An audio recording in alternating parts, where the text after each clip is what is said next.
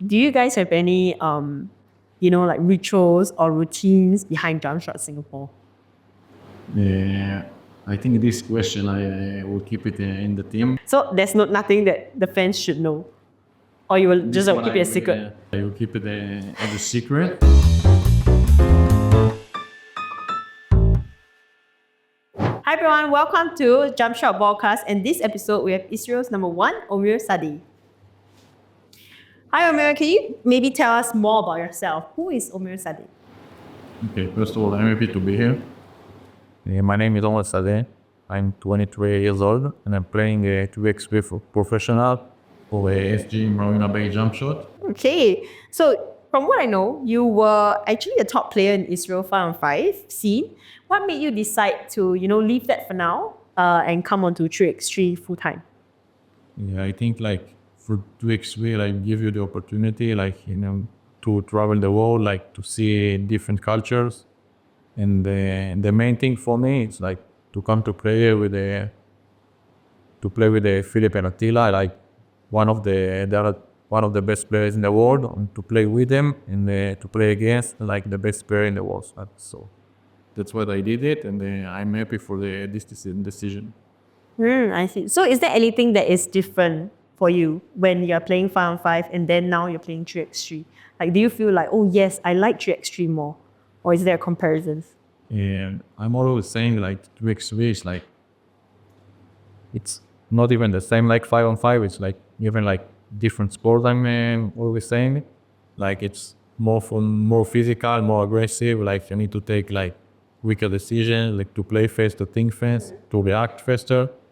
And I think like it's way different, and I like it more than 5-on-5. So More challenging, I heard. that's Yes. what I feel. Okay, so you actually got a reputation, quite a big reputation of being a lethal shooting legend. Yeah, so how do you actually develop that skill and how do you become, as good as you are now in shooting? I think like the most important thing of the shooting is like shoot more than others. Like I think the most important thing is like reps. Words shoot. And when I was young, I think like I shoot more than all my friends, like more than the other players. And I work harder than them. And I want to thank you about that, like to my father, that he came to me like to the fold like every morning.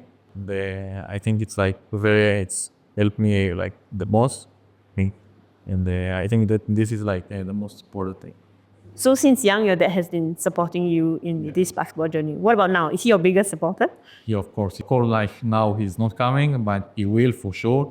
But in Israel, like every game, like home game, away game, doesn't matter. He always, coming to watch me, to support.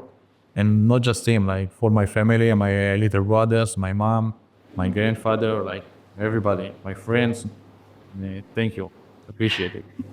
Okay. So next one, what is your mindset when you're behind the arc and the game's on the line? Are you the kind of player who wants the ball in this moment?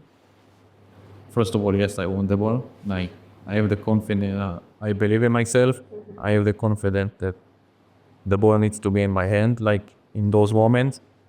And I think if I need to give an advice, like to the young players, like in those moments, like everybody think like, okay, what you should think on those moments. So I always saying like, no thinking, like just be you, believe in yourself, and like play the game right. If you know that you're good enough, you will be fine. Nice, sounds good.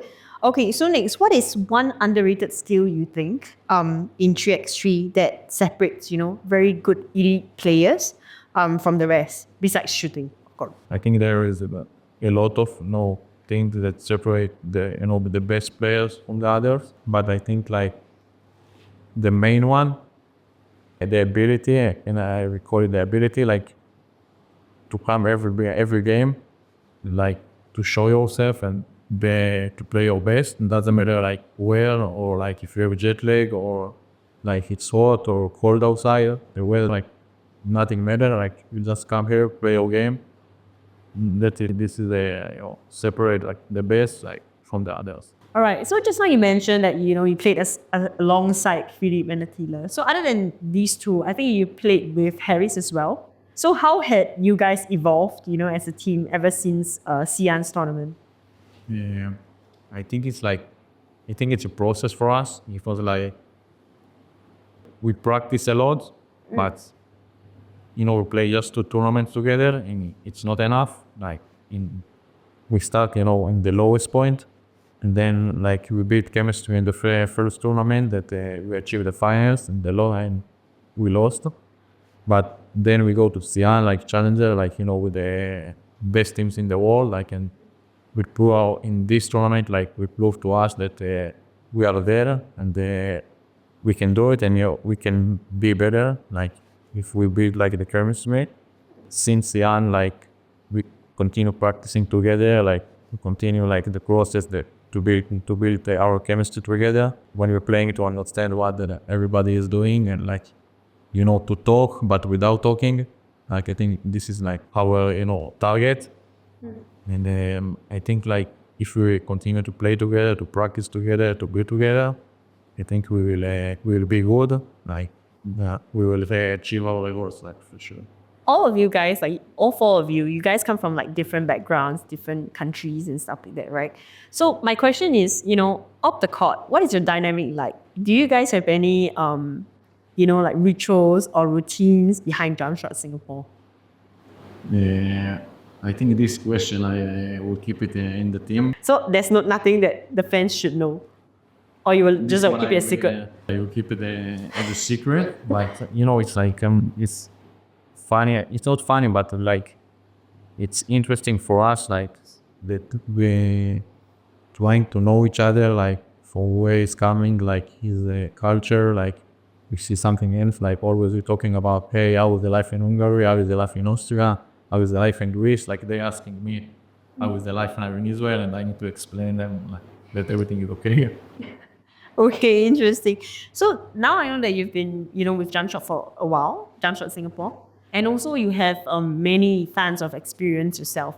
Maybe you can share with us what is the most eye-opening experience from traveling the 3x3 circuit internationally? I think the first game, in the first flight quest, our actually is the first game as a team, and we play against Utrecht, very experienced team, a very good team, and one of them even he played twice in the Olympics. He even won the Olympic gold medal in 3x3, and we won this game after we was down we were down 5 points 1 minute to the end. And I think on this game we proved to us that we are definitely there, and we can be one of the best team in the world in the future if we keep build this chemistry and play together. And the second one, I think in Xi'an, in the challenger, in the second game in the main draw, we're playing against Shinagawa, the Japanese team that in the first challenger in the pro circuit, they won the challenger, and we beat them also. And it's also we prove again to us that we can do it. We're definitely there. In the second tournament, we beat two teams, the one of the best in the tour. And I think if we keep practicing hard and working hard and play together, we can do something bigger. I can't wait for it. Yeah, I think we all can't wait for it as well in Jumpshot Singapore. So also, you're very good at shooting, right? We mentioned. So is there any crazy buzzer beater competitions that you've been in and you have scored the buzzer beater and stuff like that? Maybe you can tell how many you've done. Should I count now? How many? Maybe you can try. So I had some buzzer beaters in the under 23 Nations League, also in the European Championship in UNT18. Also I got two buzzer beaters in the under 23 World Cup, also in the last Challenger. So Sorry, too many. I cannot remember everything.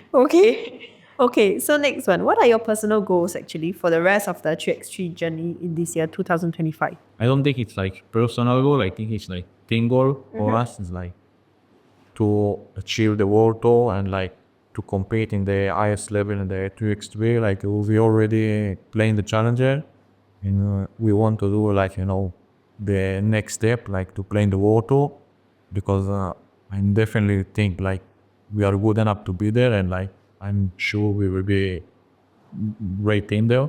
Yeah.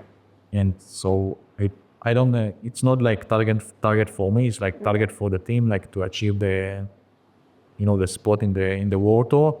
Right. And from when we achieve this, like I for sure like we will have like more targets, like to win a world tour, like to win the whole season. So Right.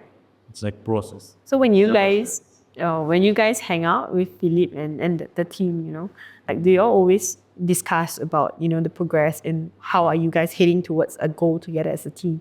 I think like we always like mention like how good can we be like if we play there, and like we really trust ourselves that we can do it.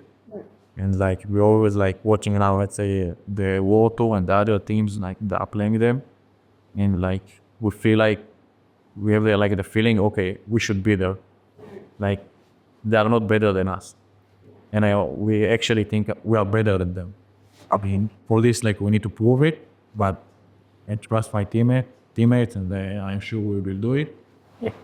But step by step, like he will be there. For sure. Last question. So is there any chance that we'll see you return to 5-on-5 next year? Or has 3-on-3 won your heart and you're going to be in 3x3? Yes, tough question, but to be honest, I want to play 2x3 Okay. to the rest of my career. Wow. Okay. But it's not depends only on me. If it depends on me, I will be here. But So thank you for the interview. Usually for our BallCast, we have this challenge segment.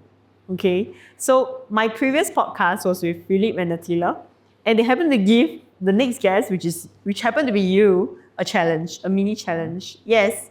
So the challenge that they gave was 20 push-ups. That should be easy, right? now, Now, 20 push-ups. should I do it now? Challenge accepted. Yeah. Okay, sure. Thank you. Can I say no? You cannot say no. Yep.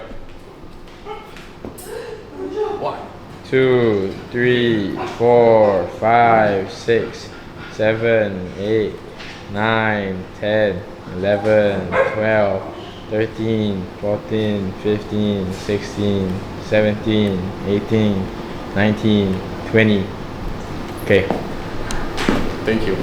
So your challenge is actually the 20 push-ups, but you have to also think of a challenge for the next guest. So what do you think is more suitable?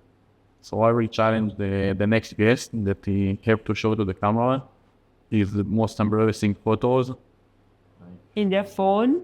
in the phone or in the gallery, his gallery. Okay. Good luck to the next guest, and can't wait to see it. Yeah, you can catch it on our next Most broadcast. embarrassing photo. Okay, I'm looking forward to that also. All right, so that comes to the end of our broadcast this episode, and I would like to say thank you for coming on and accepting this little chat with me on broadcast. Okay, I just want to say thank you for having me, and I'm happy to be here, and I hope we will do it again. And, thank you. Definitely. Bye.